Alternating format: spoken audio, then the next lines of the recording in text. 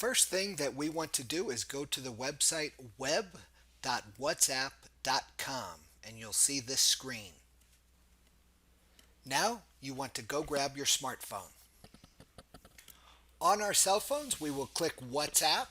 We will go to the menu and we will choose WhatsApp Web and point the camera at the QR code.